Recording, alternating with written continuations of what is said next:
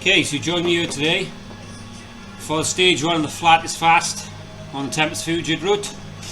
It's I've picked this race because, well, as you can see, 2 minutes to go. There's already 130 riders in the pen, so it's a huge field. It's hopefully going to be, well, it is a very high quality. I had a look, just a little look on Zwift Power. The race has got a really low ranking. There's a lot of really good riders here, so hopefully it's a race I can do well in. It's a nice flat course. Well, to be honest, the flattest possible race course in Zwift is what we're on. Just around the desert. See how it goes.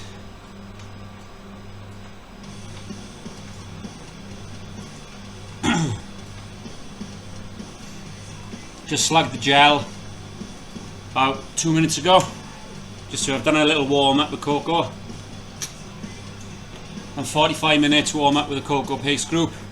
Legs were feeling a little bit, they're not quite feeling with it.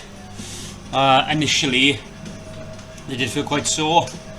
They have eased slightly. I mean, let's say about 30 minutes into the ride, they eased a little bit. So hopefully now this is going to be really flat, really fast. Try and sit in the group for as long as I can, and just kind of surf the wheels really, and then wait until it kind of kicks off in that last couple of K. Okay, 30 seconds to go.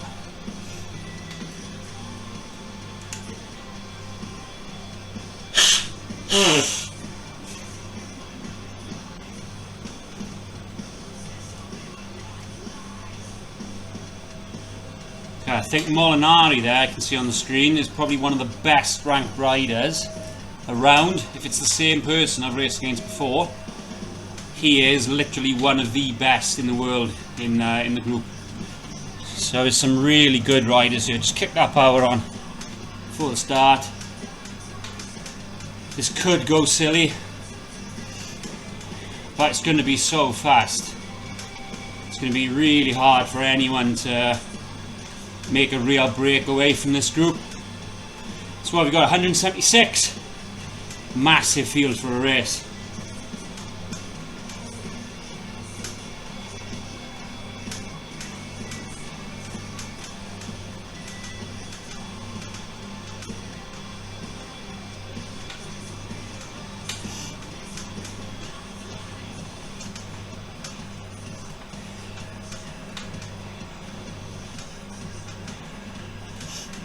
Okay, start easing up now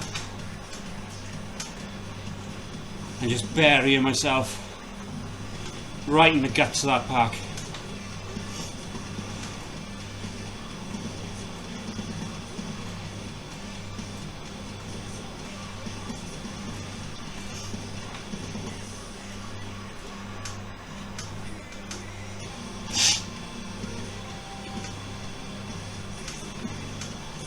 Something you have got to be aware of when you've got a group of this size, because whilst it's, you know, you might think, okay, sit in the back of the pack, because Zwift only actually allows 100 riders to show on your screen at any one point. If you were sat too far back and some of the riders right to the front of that group may not be visible, so if any attacks go or splits happen, you might not be able to see them. So probably want to sit not right at the back, but just want my in the 40s position wise. I'm happy that that's the front of the group there.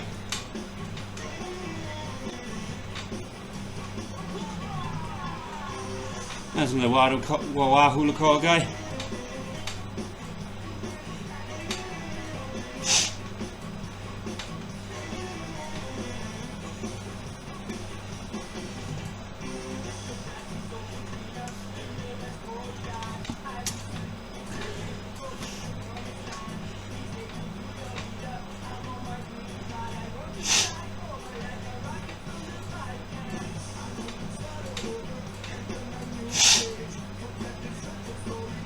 Okay, so just looking at the pack here, you can see that we're really spread out across the road. We're not lined out in kind of a much narrower group, which would suggest that nobody is really driving it at the front, because then the group is kind of shorter but a lot wider.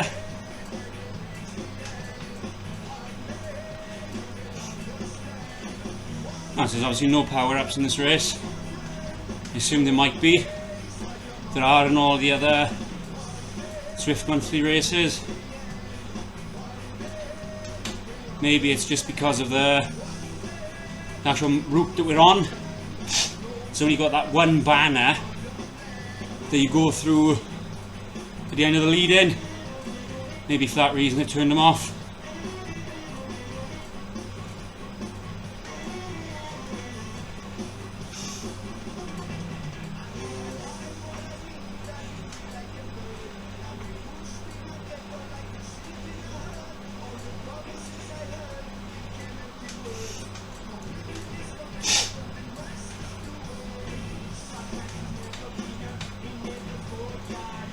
I shouldn't think that a breakaway would be able to stick here.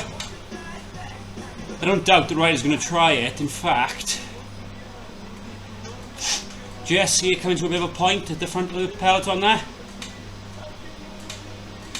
which means that there's at least a couple of riders driving a bit harder. So I'm not going to go crazy on the power. Just spin a bit harder, just in case any gaps happen.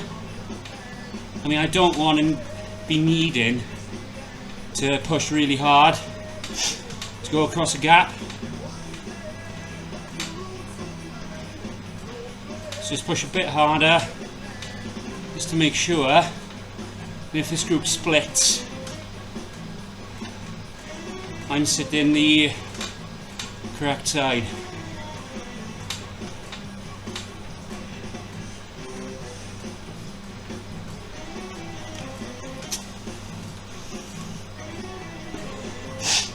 Okay, easing up.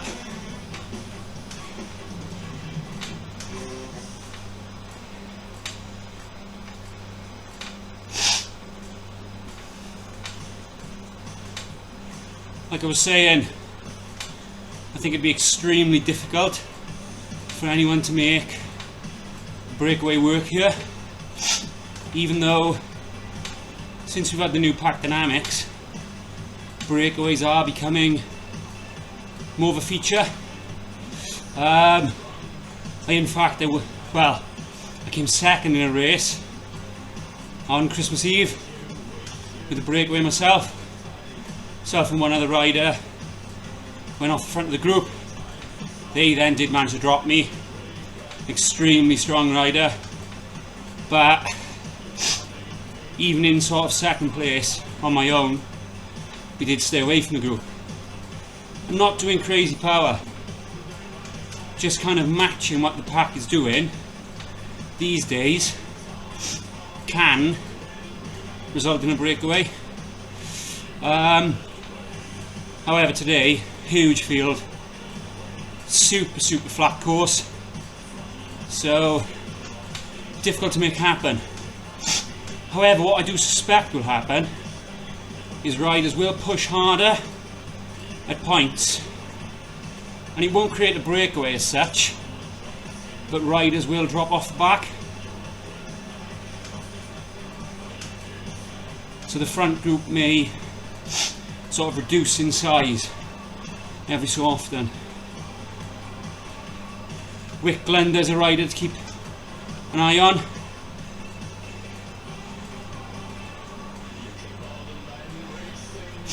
Very strong rider.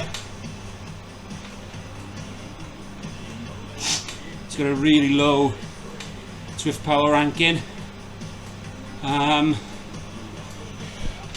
Yeah, and actually a super sprint as well.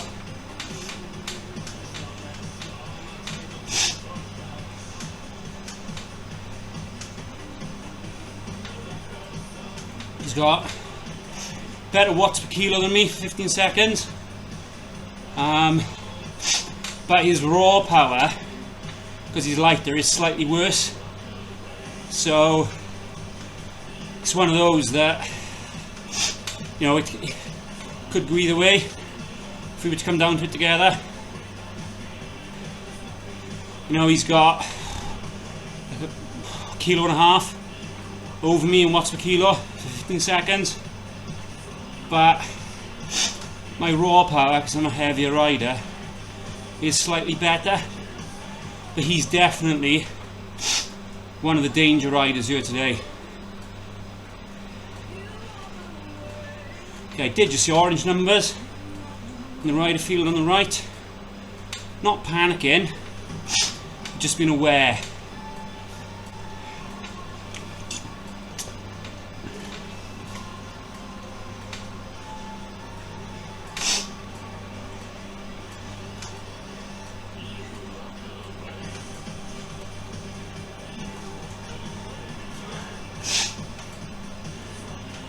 Only a bit of sweat on now.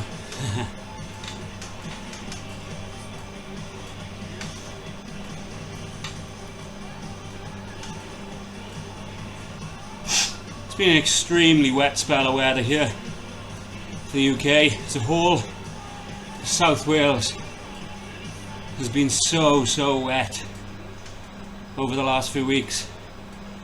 It's pouring down again today, but it's really quite mild.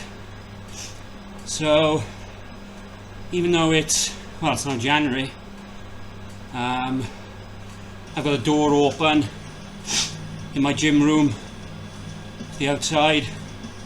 There are 3 fans on the go, and I'm not, you know, I'm not boiling, but I'm not exactly cold.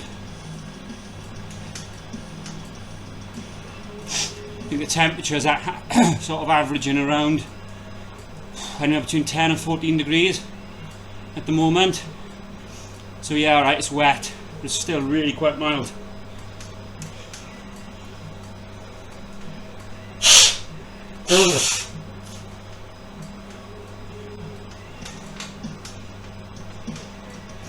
Okay, 10 minutes in. I'm thinking the race time today is going to be around 25 minutes. That sort of time frame.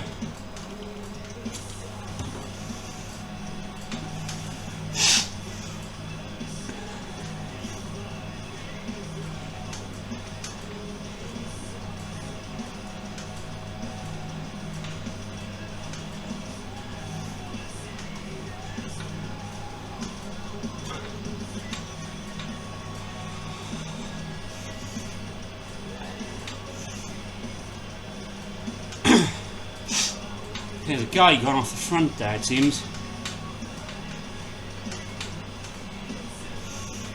I can see there's riders kicking hard. Try and follow.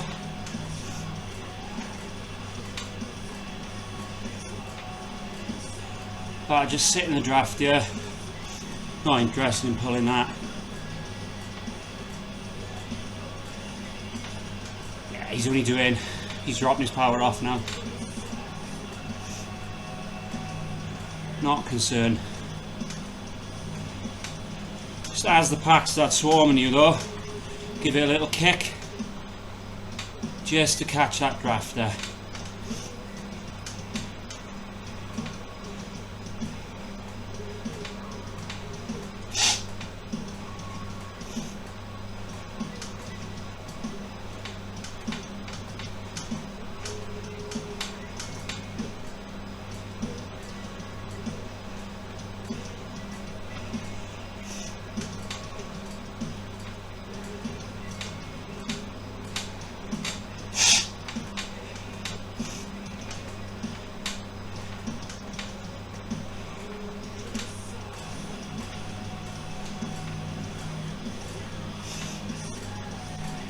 I don't know about anyone else, but I've got a little bit of mixed feelings about these sort of Zwift run races, where for January now I think it's called fun is flat, so all the courses are really flat. There's often one race an hour, and I'm kind of, I don't know, I have a bit of mixed feelings about it, because they are really good races. They get really good turnouts. I mean, what, we've got 176 here, so they get big fields, and they are often on really good race courses. But what I'm finding is, and I'm sure others are finding exactly the same, is that now a lot of the other races in the calendar have very few riders present, and kind of that spell between Christmas, or sort of Christmas week, it was the last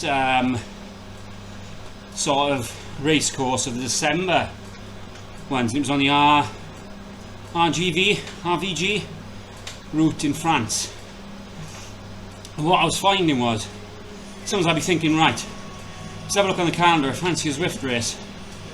And I mean, I did the same course twice, and there was another day where I wanted a race, and the only race that had a good field was yet again the Zwift sort of in-house race. And I thought, I don't want to do that course again. And that's something that I'm sort of finding now.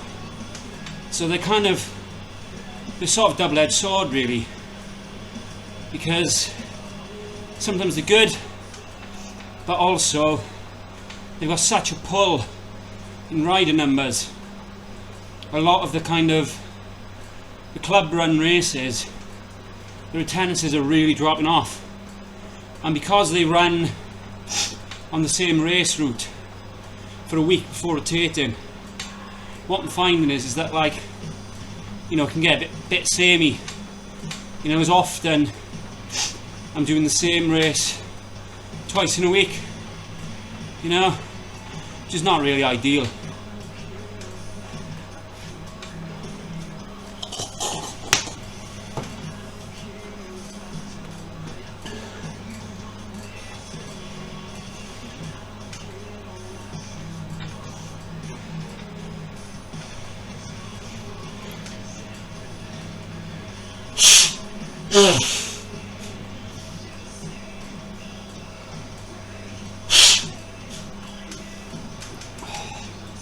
I had a cold about a month ago, but it's just hanging on. Like, I feel fine, but it's just still really bunged up. Anyway, we've got probably 10 minutes of the race left. Pack hasn't gone hard, particularly yet, at least. I do wonder if there is going to be a bit of an attempt from some as we go up that very, very slight rise in that canyon section, because that is the only place really that there's much of a feature on this course. Someone may go there. Kind of hope not. For me personally, sustained power is one of my weaker things. For me, thinking about the finish, in an ideal world, you know, and everyone else plays ball, and I was to be the one kind of calling the shot, so to speak, what I would want to happen is the group stays as it is, and then 400 metres to go, or 4 to 500. Me personally, that's where I'd want to be unleashing the sprint. The reason why I like to go at that sort of distance is because, for me, I'm not what you'd deem to be like a pure sprinter. You know, one of those guys who's got 1500 watt peak, but it lasts for a very short time. You know, they kind of peak and then drop off a cliff. You know, if you're that type of rider, you probably want to be sprinting, sitting in wheels and actually sprinting, you know, maybe 250, 300 meters to go. For me personally, I haven't got that super high peak. I mean, I might peak on a sort of good day. I'll sort of peak 1200 maybe. You know, in a race I do slightly more in training, but on an indoor race I might peak at sort of 11 to 1200.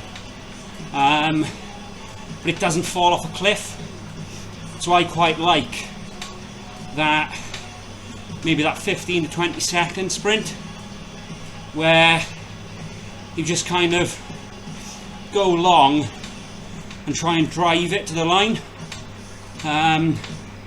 Because okay, I don't peak super high, but I don't really drop off too quickly either. So for me, you know, all being well, and nobody else attacks, nobody does anything, which ain't gonna happen, I'd want to go 400, 450 meters to go and just try and drive it. The risk of that sometimes is that you actually lead out those more pure sprinters who come past you then in the last 100 meters. But what you're hoping is you've got enough of a gap on them. What I think might happen is as we get into the last couple of K, riders are going to start trying it.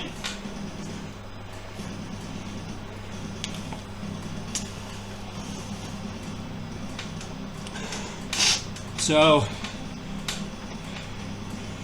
something I've sort of stretch out, use a slight downhill for a little stretch of the hamstrings.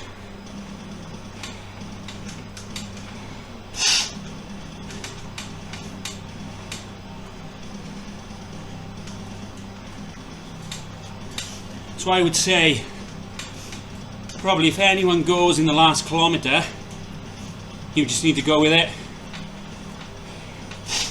Because if you let anything go, they may very well get away there. I've seen that happen. It's happened to me a few times where riders have gone, you know, 1 or 1.1k, and I've sort of thought, oh, it's too early, can't start sprinting now. But they then become uncatchable. So anything in the last kilometre, I'm going to be trying to go with it.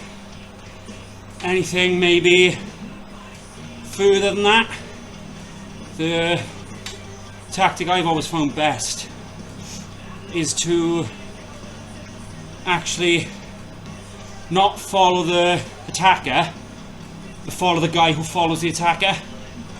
And that way then you're hopefully not cooking your legs too much, but you're still trying to follow that move. And sometimes what happens in that case is it really stretches out, and it ends up in this horrendous sort of spew-inducing effort over a minute or 2 minutes.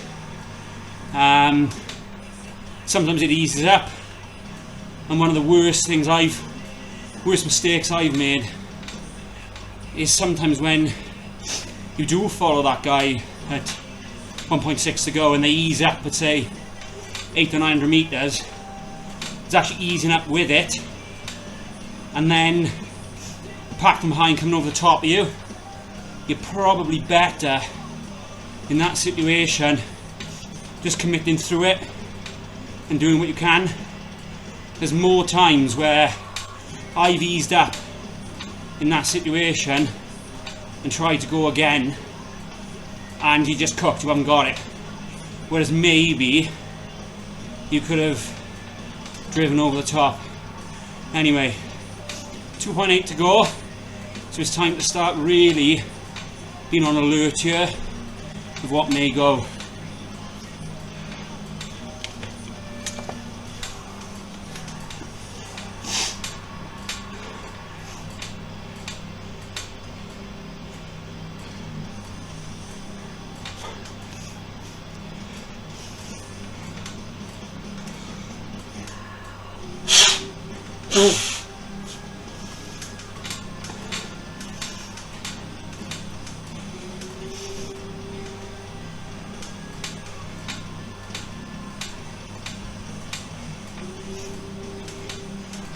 Okay, the pace is definitely seemingly picking up here.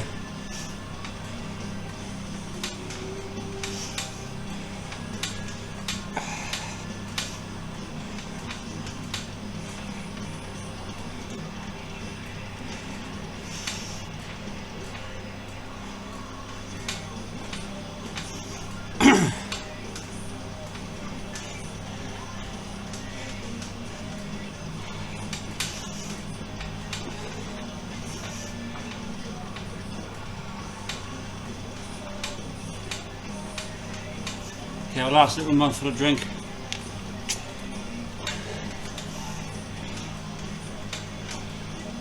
Want to sweat again. Now really watch.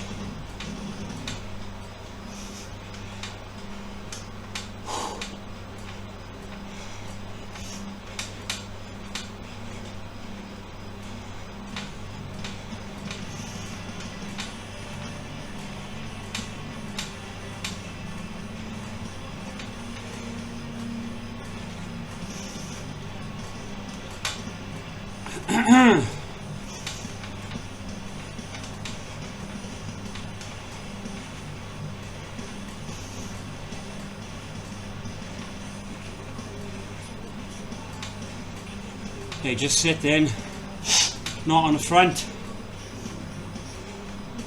quite far forward, to be able to respond to attacks. And keep an eye on that rider list for any orange numbers.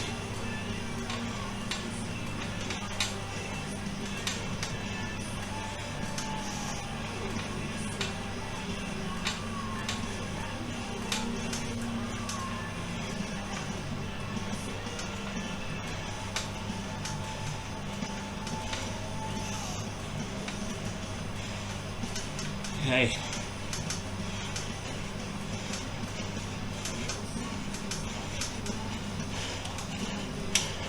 Let's go.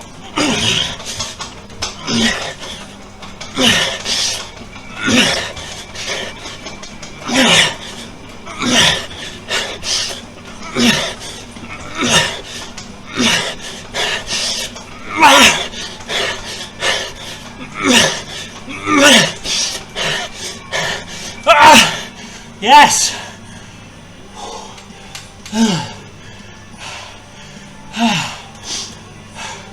Just about.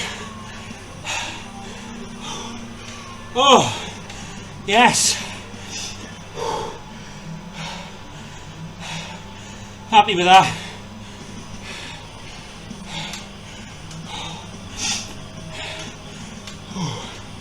Very happy with that.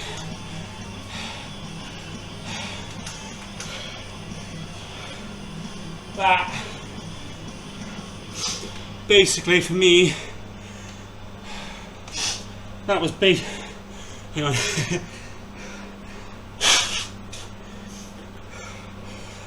That was what I would consider to be textbook finish, or exactly how I would want it to go.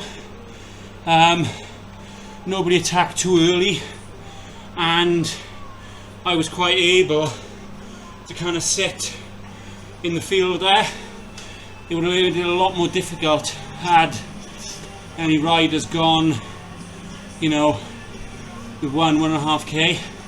You kind of then need to follow the wheel, but kind of, you know, not go all in.